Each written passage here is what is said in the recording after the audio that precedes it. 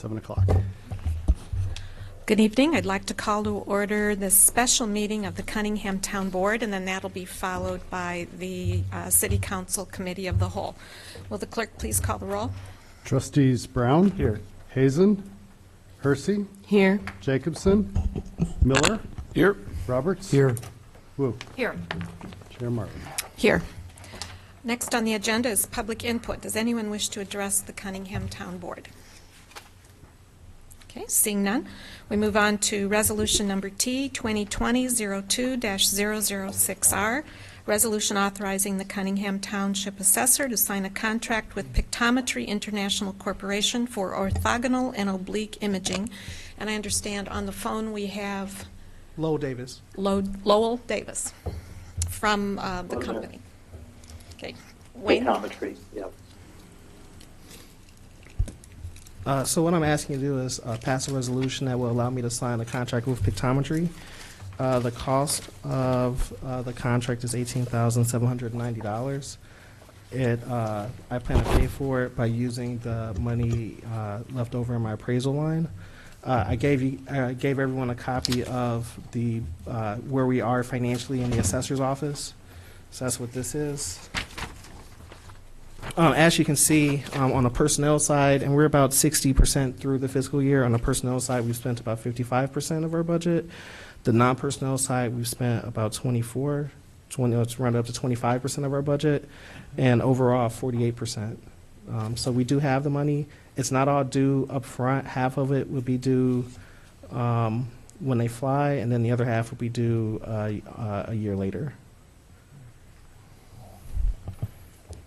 So the company came and did a presentation, demonstration a couple weeks ago. Do you guys have any questions? Mary Alice? So I'm still trying to grasp a little bit in terms of how you're going to use this new file, this new technology, to be able to streamline some of the dimensions and the items that have been changed on houses. So if you could just kind of walk me through that again. So basically, we're in the process of remeasuring and reassessing all of our residential properties. For the majority of the township, it hasn't been done in a very long time. You're supposed to do it every 4 years. So what we're going to use this for, they're going to do a flight. It'll be a fresh flight. We have the cards. So what it'll do is it'll help us verify everything faster. A lot of it is verifying. There are a lot of little things we end up picking up, porches, stoops, a lot of DIY decks, the occasional apartment in the garage.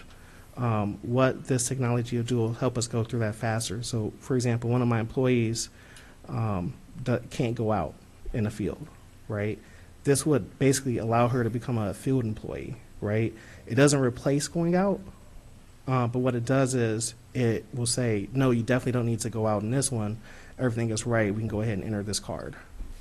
So it sounds to me like it will reduce the number of houses that you need to physically go out Yes. and measure. Is that correct? Yes. Okay. All right. Thank you. Any other questions? Bill? First, just on the contract, page 4, it lists Lily Wilcock as the contact, I guess. Oh, no, there was an updated contract sent out to you guys, and we got that corrected to my name. Okay. So part of this is, so the township is paying for it. However, we're going to allow for the city, and we got verification from the company we can do this. We're going to allow for the city community development department, law enforcement, fire, if they want it, to be able to use the technology, have a login basically, so they can use it. We're going to pay for it, we're going to use it, but we get 50 logins, right? At most we'll need 5. So we're going to let other city of Urbana departments use it for their purposes. I'll sit here and tell you right now that, $18,000 every other year looking forward is not something that I can support for the township taking on solely. I support doing it now, 1, because we have the money, and 2, because we're doing this massive thing of putting all our properties into a searchable, queryable database. Going forward, however, I couldn't see the township bearing this entire cost. But we want to see how the city uses it, see if they find the utility from it. and go from there. So they'll be able to use it. And basically, the city of Champaign does the same thing, except in the opposite. The city of Champaign pays for it. City of Champaign Township gets to use it. Did they renew theirs? They did not for For this this year, year. but they are talking about doing it for following years. Mhm. They were at the end of a 6-year contract. So this is basically a 2-year contract, and if we don't renew it, we don't have anything left, right? We have to give back the imagery and turn off the software, right? Well, so like the imagery is stored on their server, right? We will get a copy of the orthogonal imagery that we get to keep. The oblique imagery is theirs, so they would keep that, but it's going to be on their servers because we need to use their software to log in to use it. Okay. So, I mean, And the orthogonal isn't that much different from what we already Right. get through It's the- CCGIS. the oblique is the added value part that pictometry provides. Okay. And we looked at the demo, and you know how to use Google 3D and fly around and look from different angles in Google Maps. Right. But that resolution is not nearly as good, and the trees have leaves on them in the Right. Google imagery, Well, and also there's not a measurement tool either. and there's no measurement tool. Okay, so for $10,000 a year, 200 hours, 200 office hours a year, that comes out to about $40, $50. I think, 250 office hours, yeah, so about $40 a day. You think you'd get $40 a day usefulness out of this? I do, absolutely. And it'll, right now, my staff is 4, me plus 4. It'll help me get it back down to 3 sooner rather than later. Okay, thanks. Mary Alice? So, Wayne, you and I had a conversation about concurrency, and perhaps this is I'm sorry. the Oh, concurrency, right? So you said that you had 50 logins. Usually in software contracts, concurrency means that you can only have 50 people on at one time. Now, we're not going to go over that, but that would say that you could have more than 50 logins. So I'm just thinking of the city in terms of how many people they could have logged in. Can I have clarification from perhaps the sales rep on that? The definition? Yeah, Thank you. that's no problem. So you're right about that. It is a 50-person license, so 50 people concurrently can be logged in at any one time. You can actually have 250 people in the system, but only 50 people at one time can be logged in to use the imagery. All right, thank you. Does that answer your question? Absolutely. Okay, Thank you. sure. You could have every single employee in the city of Urbana on this system, technically. Okay. Any other questions? Jared? Wayne, just one question. How much is recurring costs versus upfront costs? So half of it, so I think, what is it, like 10% is due at signing? And then up to 50% of the cost will be due once they do their first flight. And then the other 50% is due a year after that first flight. After that, if we don't choose to enter into a new contract, then there's no more cost. We don't get to use the oblique imagery anymore. We'll have the orthogonal imagery forever. I guess my question would be, is there a cheaper alternative to keeping access to the orthogonal, or not the orthogonal, but the oblique imagery So- that is taken? We don't have to renew shots every year. Right, so, can I see this? If you look at the Pictometry Connect, Lo, can you correct me if I'm wrong, but the Pictometry Connect Yeah. allows for the interface that allow us to actually use the obliques. In theory, we could renew just that part without getting a new flight, is that right? You can, But yes. then- You wouldn't have to, if you say you just did this flight in the spring here of 2020, and say we never came back and did another flight for you, you can still use the online service that's there. That's the Connect 50 that we were talking about, the perpetual license. If you renew that each year, that allows you to continue to move forward using the imagery as long as you'd like to. Okay. Well, that answered my question. I was just curious if we would be able to pay less to keep seeing what we're at least getting out of this year if we don't seek new imagery year in and year out. You definitely would. Mary Alice? So Jared, thanks for that question, because that was a good question. So right now in the contract, it says we have a quantity of 2. So that means that if we wanted to have only 25 concurrent licenses, it would be 2,200 instead of 4,400. Why is there quantity? Is that correct? So the quantity of 2 correlates with the year. So Gotcha. we So have it's one that, each year. Gotcha. since you're paying this over a 2-year time frame, that Connect is in there for 2 years. So you'd be able to view that imagery in 2020 for the full year, and then for 2021. After that time frame, then if you wanted to continue to view the imagery, you would just have to re-up. So it would be the 2,200 per year is what it would be for the 50 logins. Sharice? I was absent when you guys did the example, the Demonstration. the demonstration. So there's some terms that I don't understand, so I'm going to ask. Orthogonal, what is that? What is it called? Yeah, that too. Okay, so could I get a definition of those the different types of imaging of the, say it again, Jared? Oblique and orthogonal. I know oblique. Say the other one. Orthogonal. Orthogonal. Like orthodontist. Orthogonal. So does that mean like, At an angle down.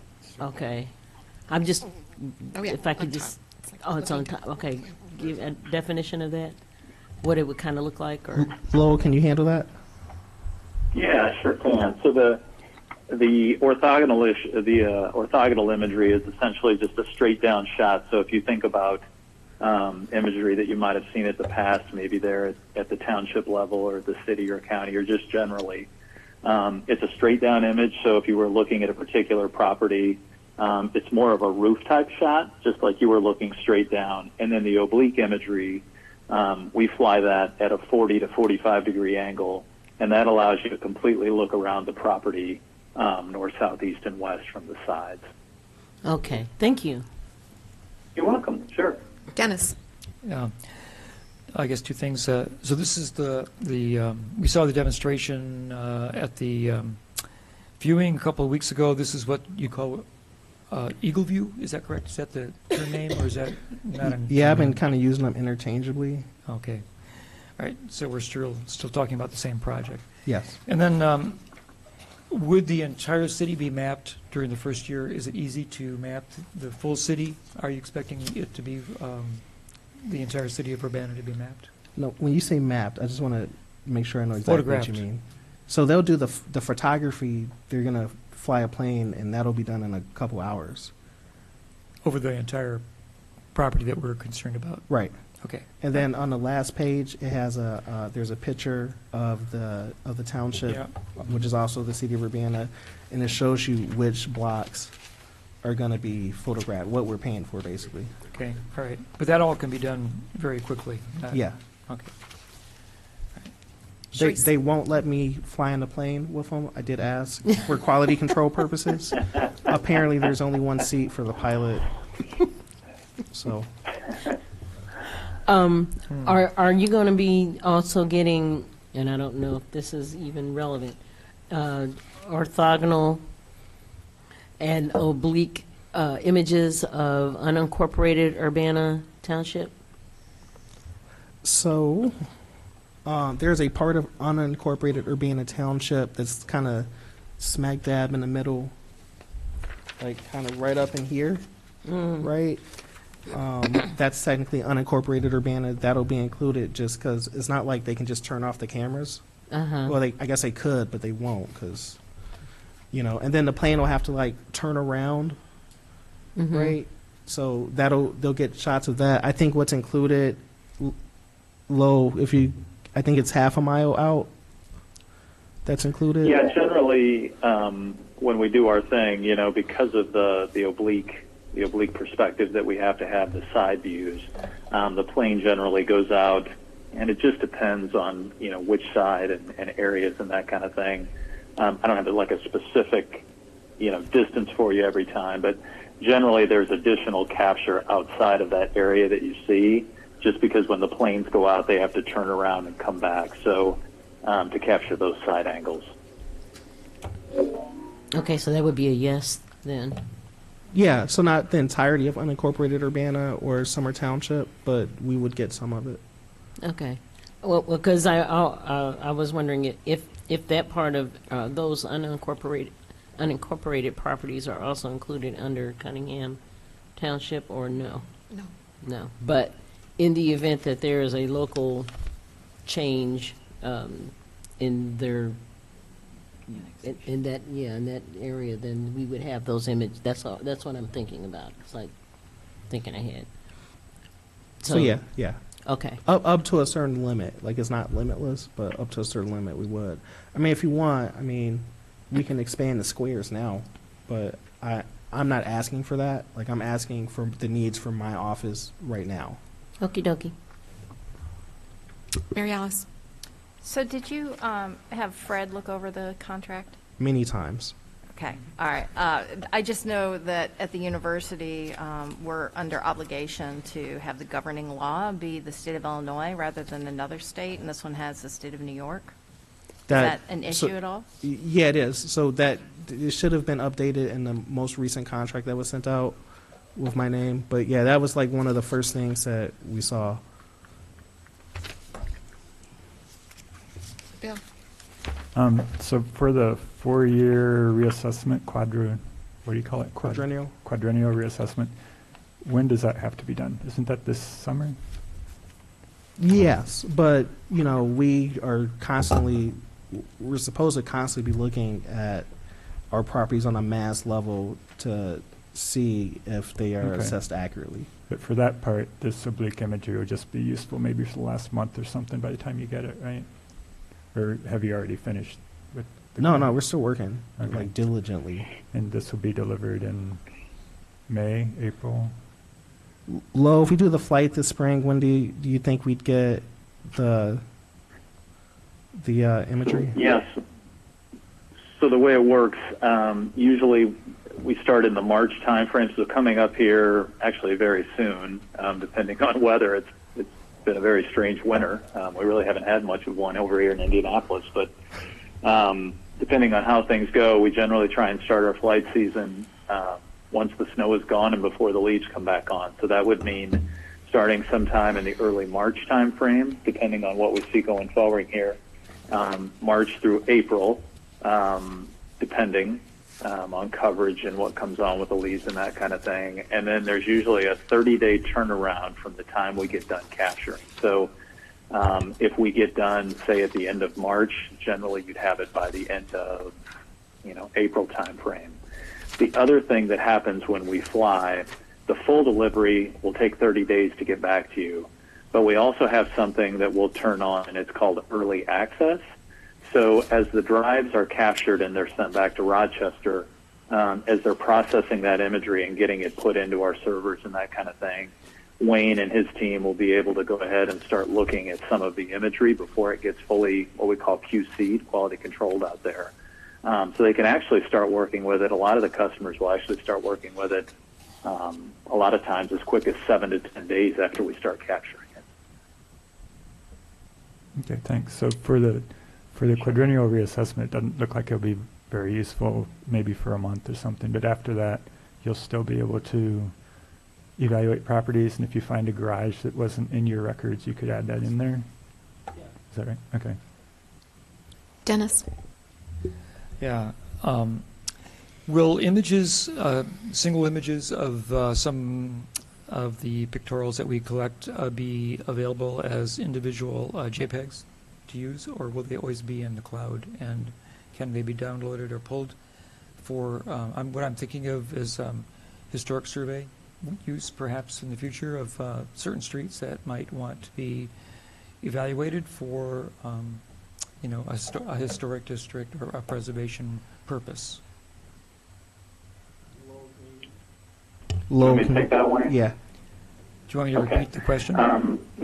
Okay. Yeah, so the nice thing is, one of the things that we do, we've talked a lot about when we fly, we put this on the cloud, we've talked about concurrent users, people being able to pull it in. via web access and that sort of thing, which is nice, and that's how a lot of people are using it these days. But we also put all of this imagery, the ortho imagery that you want to see, that kind of thing, on a hard drive as well, and that is yours to keep and have. So you will have that in whatever format that you want that in. It can be in a JPEG, a Mr. SID, an ECW, whatever that is. So you will always have that hard drive copy of the imagery to use in some of those other instances that you might find advantageous. You were mentioned the ortho, but did you also mean the oblique? So that would be the ortho stuff that we're talking about. But the obliques, again, you could pull some of that imagery off there. It wouldn't be necessarily in probably a JPEG format, but as long as you have access to that, if you wanted to use it for different reasons, you can export it to a PDF, you can export the image, you can do all sorts of different things in that web-based product that might still allow you to use that imagery for reasons that you might be looking to do, for some of the other projects and things you might be able to do. Right. So I'm thinking is that, of course, I see the purpose for it as far as evaluating buildings for their property tax values, but it's also a way of evaluating a building for detailing of historic elements which might contribute or not contribute to a landmark nomination or some other use in the future. Currently, we're also doing historic districts in the city, and the Historic Preservation Commission is doing survey work in both West and East Urbana of making a pictorial record of the homes. So it would be useful to be able to assemble images that are in this data bank, to pull down and to attach to or use in any kind of report or attach to a nomination form, rather than to drive out and maybe take pictures from the car. Just trying to think of other ways that they could be useful to the city. And so you're saying that you certainly could do that. Mm-hmm. So individual sides of the buildings, individual snapshots might be available to be pulled from the database individually or in a train? Yeah, it would. So what you can do in the Connect platform there, that web-based platform, you could go out to the house that you're looking at or what have you. You could go around and look at each side individually. Mm-hmm. You could export that image. So if you wanted to put it into some sort of an additional resource like a publication, or put it into a book or some sort of something that you have going on detailing some of these historic areas and properties, you certainly can do that. You can export that image out, and you could use it, I think, in the instances that you're talking about, to identify and be able to use, for what you're doing there. Okay, so that's great. So we wouldn't have, there wouldn't be a proprietary problem about attaining an image from that part of the database. There would not, as long as, if you want to pull that image out and you want to use that in a publication or something like that. Right. The only thing we would like to see, if that's going to go out to the public or it's going to go out, in a bigger way, is that we'd like to see, like in the corner there, a reference to the company, that sort of thing, that just, details, that says essentially that, this is a pictometry or an Eagle View image down there is all. Yeah, that's great, because we would do that, any kind of use of that way, if it was coming from our own library database. So that's fine. Thank you. Okay, sure. We do have a housekeeping item here. I don't think any of us received the latest version of it. It still refers to the state of New York, and so Charlie is going to look to see if he can get a copy. So. Yeah, Mary Alice. So aside from the state of New York and changing the name from Lily to Wayne, were there any other differences between the documents that were sent? No. So those are the only two items? Mm-hmm. So that's the item that was sent on Friday, is the one that has your name, but it also still has the state of New York. So if Charlie can't find it, I suppose we can just do an amendment? Sure. You can amend the motion. Yep. Yeah. The state of New York is just in that one place, correct? What page are you looking Page at? 7 of 14. It's actually page 11 on here, but it might be page 7 on here.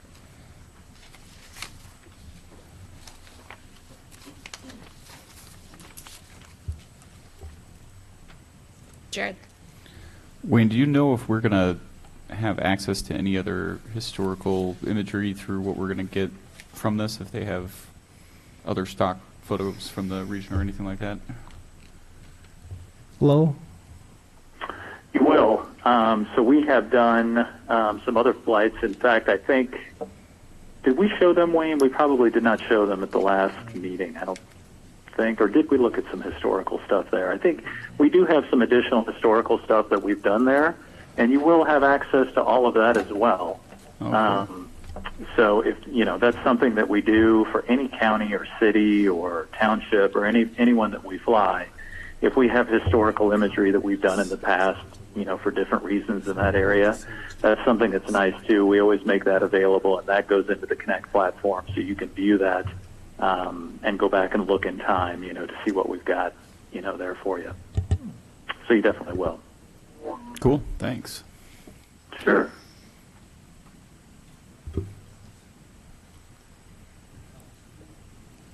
I don't think we need printed copies if that's the only change, as long as There's only two they changes. can move, just amending, That- reflecting that when they move.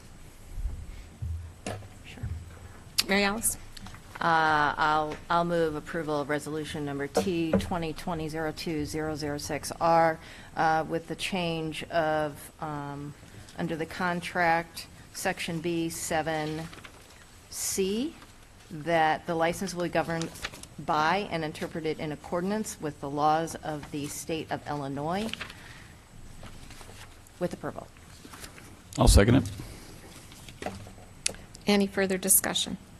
Seconded by Jared. I do have that contract if you'd like me to email that over to you. I didn't mean to butt in on your meeting, but if you'd like me to email that over to you, I think I have it here.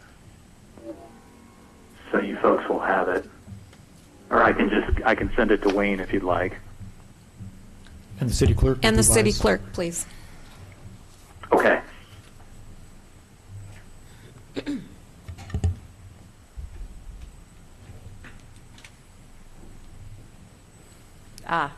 Thank you. So I was just handed a note. We also need to amend section 6.6, which mentions the state of New York on page 9 to be the state of Illinois. So perhaps we can do a search and replace on New York with Illinois. I think we. Yes, I see it. It's on page 10 of the contract. 9 Nine and and 10. 9 and 10. There's So a is few- that allowable? few You're sections right, in 6.6. Section 6. And 6.6, which overlaps on page 9 and 10. Is that allowable for us to just do a search and replace on anything that says the state of New York in case we didn't catch anything else? I don't know if that's allowable. What we can do is I can send this back over to Lindsay in the contracting department and make her aware if you tell Wayne there what needs to change yet on the contract, we can go in and we can make that change. And then, Wayne can send me an email. I'll send that over to Lindsay in contracting. She'll get that changed and then sent back to you if that's fine. And then also, like, section C includes non-standard terms, and everything is state of Illinois, and that's on page 13. Mary Alice? The clerk is advising that we do approval pending legal review. That's fine. Would you like Instead of to search and restate your replace. motion, please? All right, let's see here. I will move approval of resolution number T 2020-02-006R, resolution authorizing the Cunningham Township Assessor to sign a contract with Pictometry International Corp. for orthogonal and oblique imaging with a recommendation for approval and legals. Pending legal Pen- review. Thank you, pending legal review. To replace the state of New York with the state of Illinois. And any other language that needs to be changed. And the other language that needs to be changed, yes. So we're all, Okay. Second that extended motion. Okay. Will the clerk please call the roll? Trustees Brown? Percy? yes. Miller? Yes? Roberts? Yes. And Wu. Yes. That motion passes. With no further business before the town board, this meeting is adjourned. Thank you very much.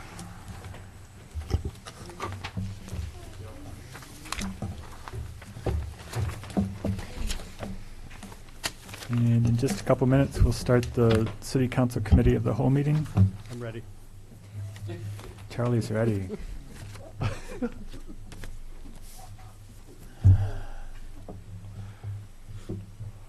Okay, I'll call to order the City Council Committee of the Whole meeting. Could the clerk please call the roll? Council members Brown, Here. Hazen, Hersey, Here. Jacobson, Miller, Here? Roberts, Here. Wu, Here. Mayor Marlin. Here. Thank you.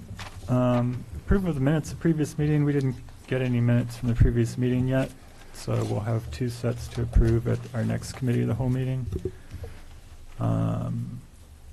Additions to the agenda? Are there any additions to the agenda? Nope. Presentations and public input. I'm not aware of any presentations. Are there any presentations? No. Okay, we do have a couple of public input cards. One is Reverend Dr. Evelyn B. Underwood on the subject of the Dr. Ellis subdivision sewer problems. She chooses not to address members, but asks that her position be entered into record. She is continuously concerned about the Dr. Ellis subdivision sewer problems. Thank you. Second, we have Amory Gardner.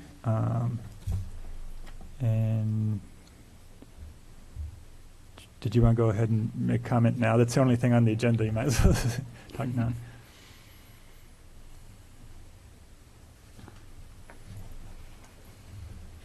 Hello, everyone. You probably remember me because I was here not too long ago. So I wanted to readdress the same thing I discussed before, which was recently the state had changed the law regarding allowing the 6th VGT machine. So I will keep this fairly brief. Last time I brought up, just kind of quick recap, that with the changing of the law of the state, again, that there's 3 entities, how that revenue works. The state, the retailer, which is like the local businesses, including myself, and then the terminal operator.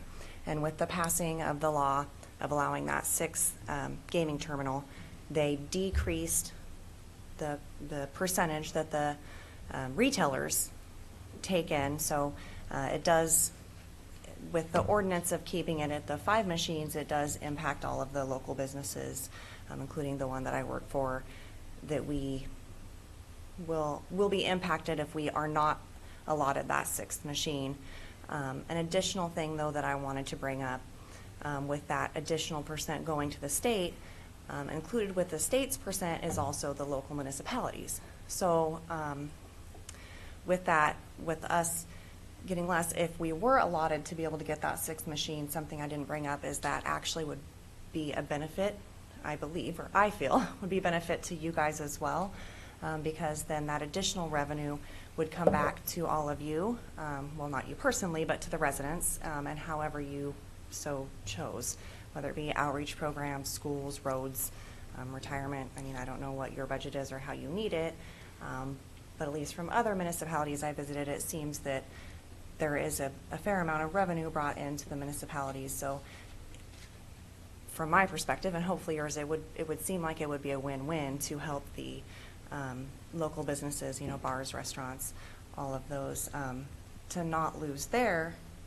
ability to cover their overhead and, you know, be a profitable business, to have that 6th machine, and then also have that little bit extra to go wherever you guys would need it to go to help your residents. And then addition, you know, give that added variety to people who want to play, so they're not wanting to go to Champaign or a casino or somewhere else. So I'm just here to make a plea that you guys would, I don't know, make a motion or however it is to get it on an agenda for discussion. And ask if you have any questions of me while I'm here. Good, and thanks. I would, of course, facilitate any questions in a discussion if you had them. So. Any questions about the gaming for Amory? I think last time I asked, there was also going to be increased payouts as part of that law. Did that go into effect yet? I don't know what their plans are for that. Last I heard, it sounded like there was going to be some specific machines that they were getting ready to pass it on. I can get that information and get it back to you. Is there like an email that I Okay. can send you information to? Yeah, I could get in touch with you, or I could probably look it up. I hadn't gotten around to looking that up. I wondered if you knew, but. Yeah. We also get revenue reports. I mean, we can download the revenue reports from I the could give you state. my card if you'd like, if you want to email me. and- Sure, Okay, yeah, yeah, I will okay. do that, and I will look into that for you. Okay, thank you. Any other Okay. questions? Any other questions? Okay, thank you. Thank you. So that's all the public input we have. Staff report, are there any staff reports? Nope, okay. So first and last and only is ordinance number 2020-02-005, an ordinance amending Urbana City Code Chapter 3, alcoholic liquor. This was presented 2 weeks ago, and been a few updates. Did you want to talk about this? Sure. I'll just briefly introduce again and then turn it over to Kate Levy, who's the Deputy Local Liquor Commissioner, to review the changes that you had requested. So again, the purpose of this rewriting, and it's a complete rewrite of Chapter 3 of our city code, which is our liquor code. It's to clarify the language. It's to make the code more responsive and more flexible. We're still maintaining compliance with the Illinois Liquor Control Commission Act. We're trying to reduce ambiguity, making it easier to have a fair and consistent compliance with our city code, and respond to current and future business needs. So I wanted to again thank staff Kate and Jim Simon, Carol Mitten, and members of the community, the business community, and the council for reviewing this and providing suggestions. So I'll turn it over to Kate, and she'll go over the changes that were made at your request. And this is included also in the memo. Hi. Yeah, so the memo was included in the packet along with our revisions to the code and the ordinance. So I'm just going to touch on what is already stated in the memo, and you'll see the memo includes the section numbers and the pages where you can find that information specifically. We did not copy out the entire section, but the relevant pieces that were updated. The first is, excuse me, we had some requests for an additional license to be placed into our classifications, a license that would enable businesses that didn't fit in our traditional categories to enter into a liquor license while they're exploring a new creative business model. So we've created this incubator license. It's a Class Inc., and it will allow for a 6-month period of getting your feet off the ground, seeing how it goes, and then at the end of that 6-month period, they are then eligible for an additional 6-month period. This gives not only the business owner a chance to fine-tune what they're trying to do, but also staff a chance to determine if a new license is warranted in the code, and gives us time to research that possibility and potentially build on what has been presented in this incubator license so that we can gather more potential businesses into that category. This helps us stay away from what has traditionally happened with the code, whereas one establishment would come up with an idea, we'd create a new license classification, it would just be put in the code, and then we would run into problems with inconsistencies. So this is our, this will be our attempt to open the door for some opportunities.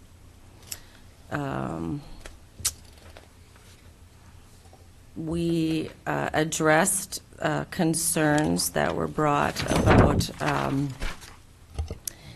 allowing 18, 19, 20-year-olds indoor Class A establishments. When we met on February 3rd, we had proposed to change that to 19, and after public input and council input, we have reverted back to what we currently have in the code for the Class A's, and that is to allow for 18, 19, 20-year-olds in those establishments after 9 p.m. without a parent or legal guardian, as long as the establishment provides in writing to the local commissioner that they're allowing that to happen. And in that reflects too on the rider that we created, the all ages live entertainment events rider that moves the age down to 17. We had proposed the 18, so it moves it down to 17, and so 14 to 17-year-olds can be in establishments with this rider without parents or legal guardians present, and they can be in the establishment an hour before a performance and an hour after a performance ends. The performance must end 11 p.m. is what we're suggesting.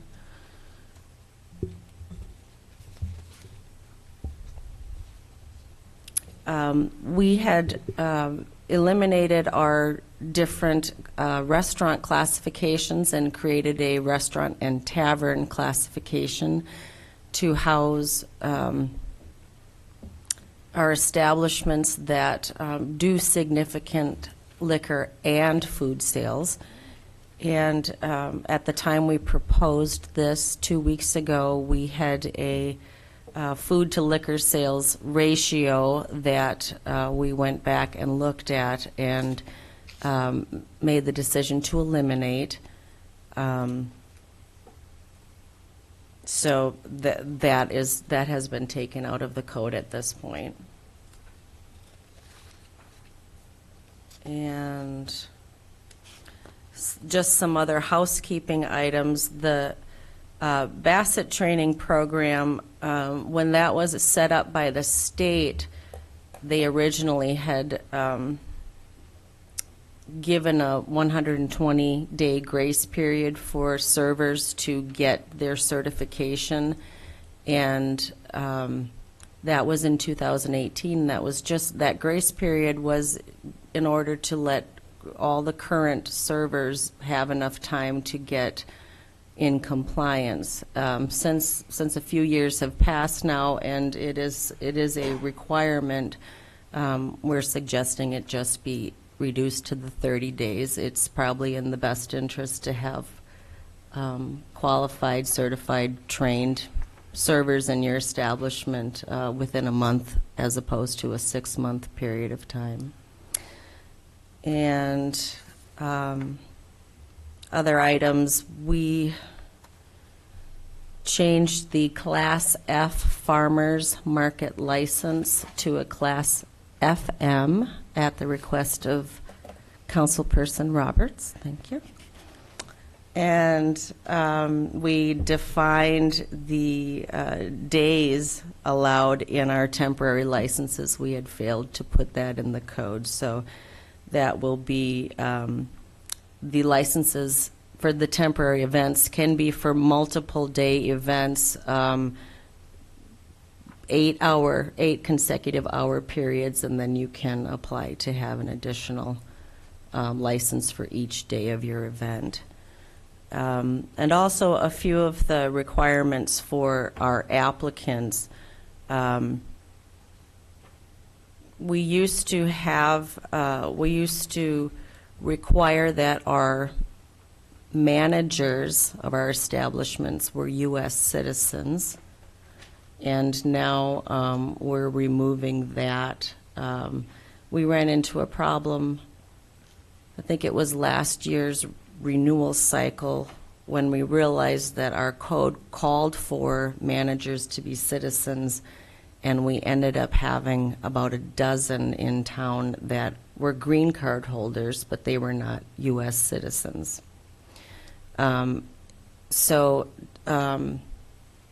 We're removing that particular requirement, and the same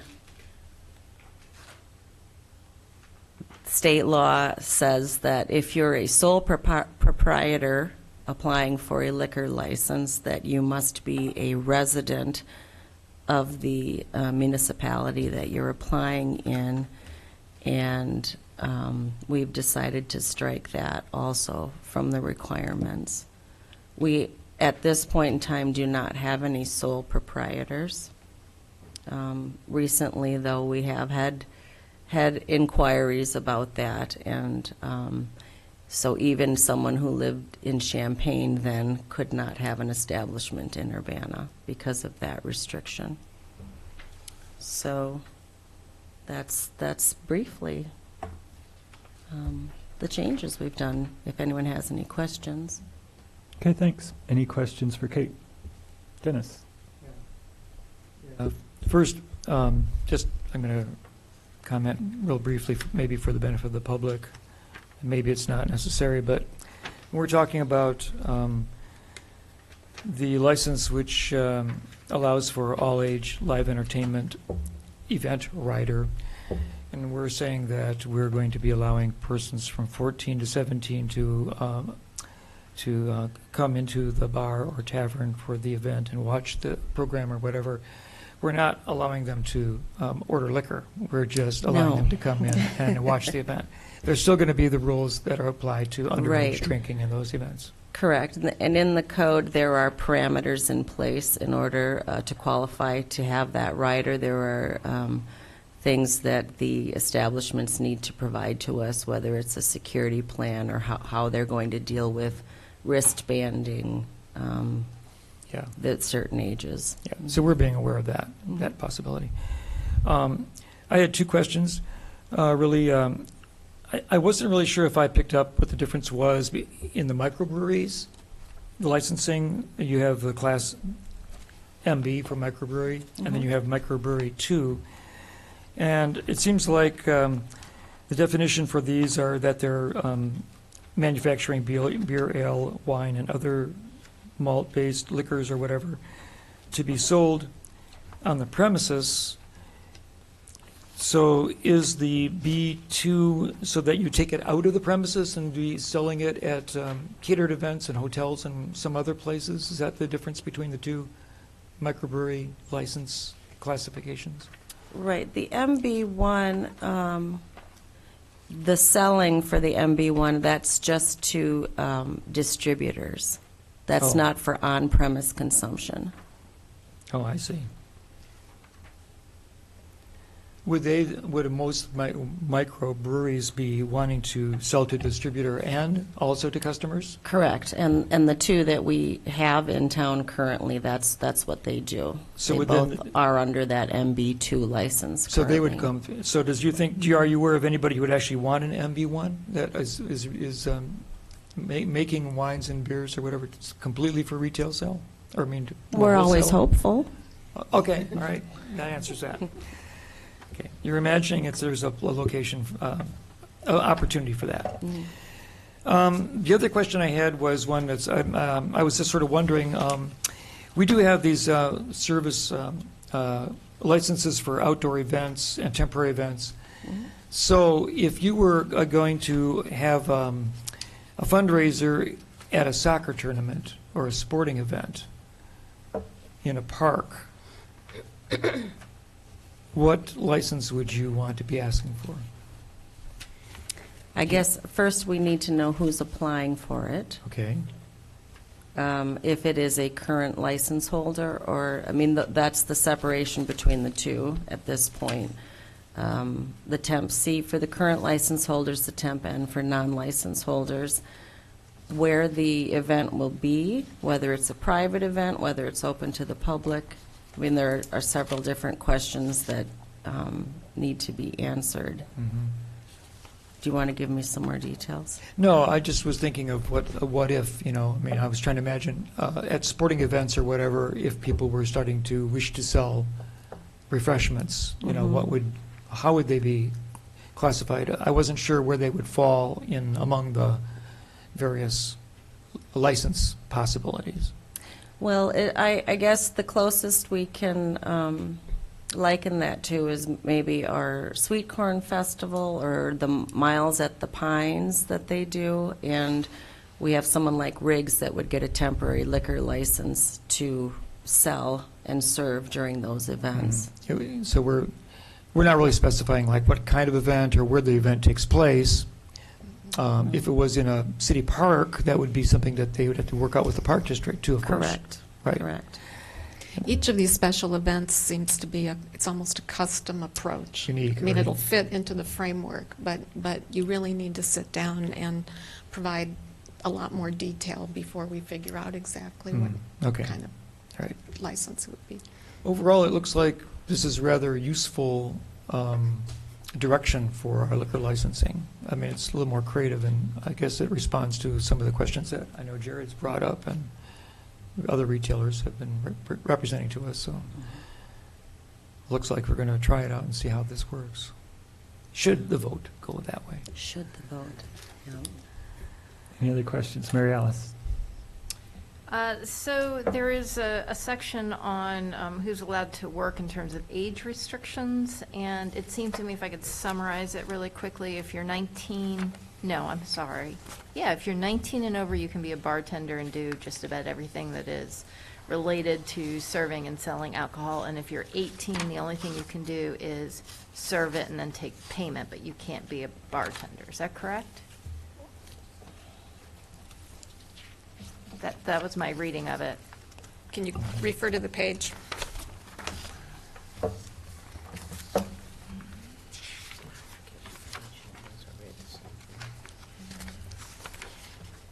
It might be 3.25. Section 3.25? Section 3.25.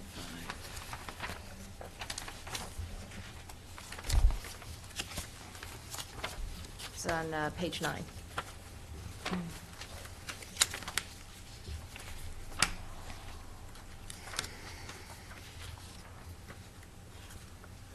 Oh, yeah.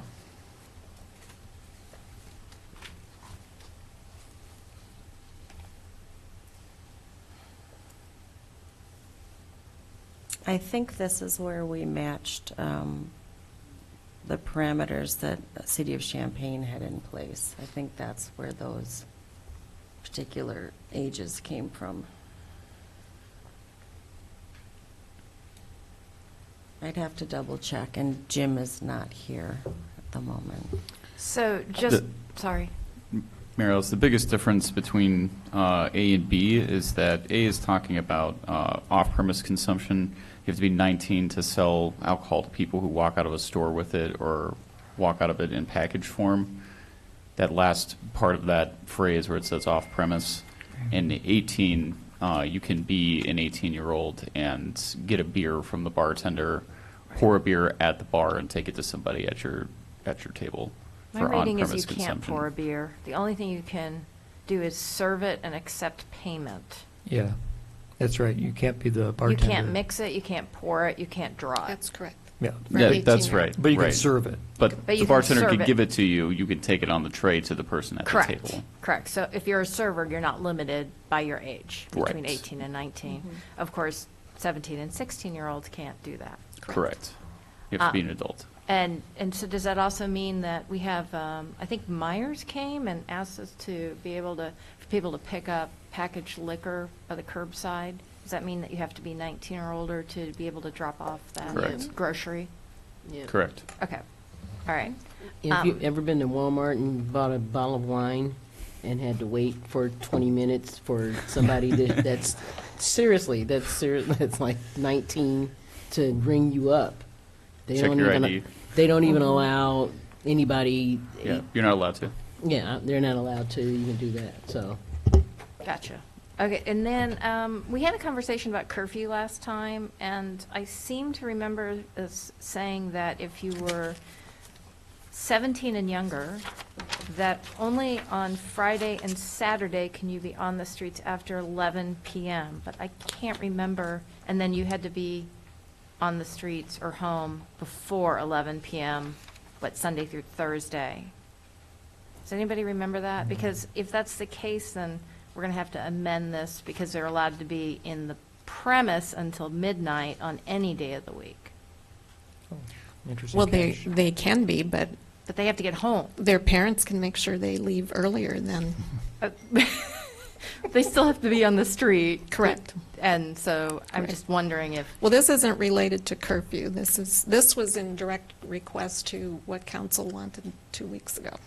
Yeah. I totally understand. I'm just trying to figure out if we're going to make people who are under the age of 18 illegal on the streets if they're at a show that ends at 11 p.m.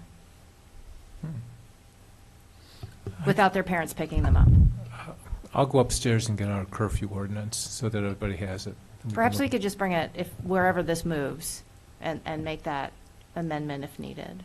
I mean, you don't have Yeah. to do that, I guess is what I'm saying, but if we could follow up with that, that would be good.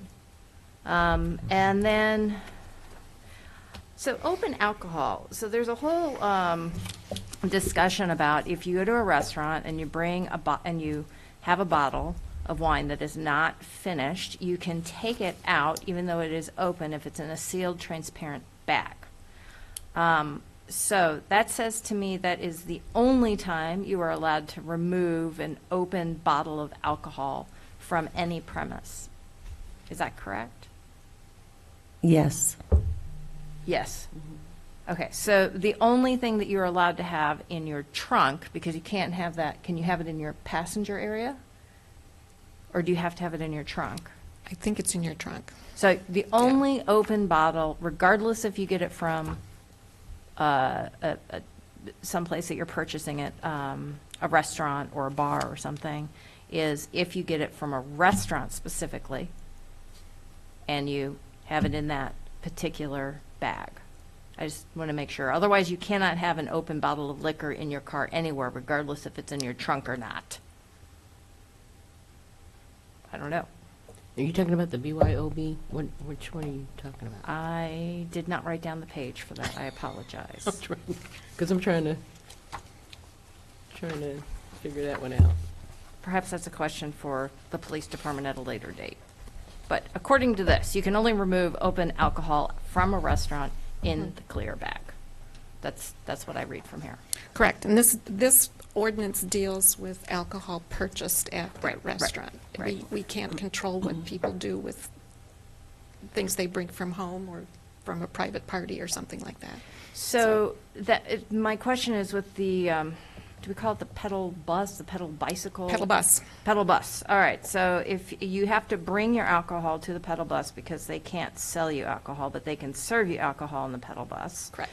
So if you don't finish your bottle of wine, you have to throw it away.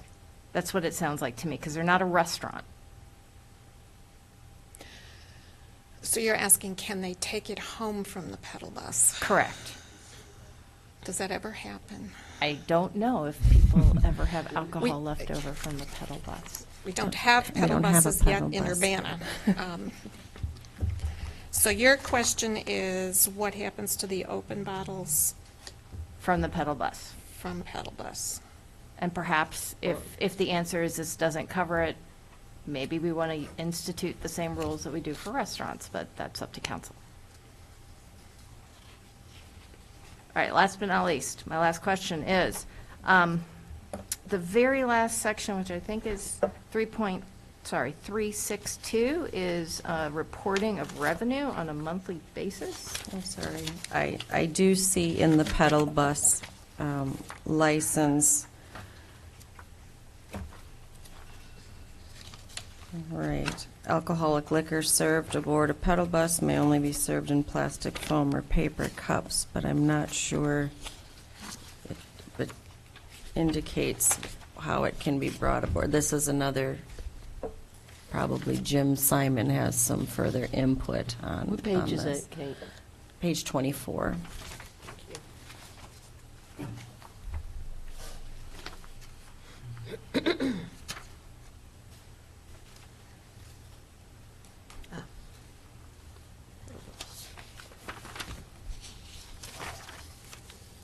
It doesn't seem like it's in this particular license code, but the transportation. No, of- it doesn't address transportation of unconsumed alcohol. Right. So that's what we're looking at. Okay. Yes, We can correct. follow up on that. And my last question, is it new that we are asking restaurants and bars to report their monthly sales? Is that a new thing on what, 6.2? No. That's it's not new. I couldn't No. find it in the existing code.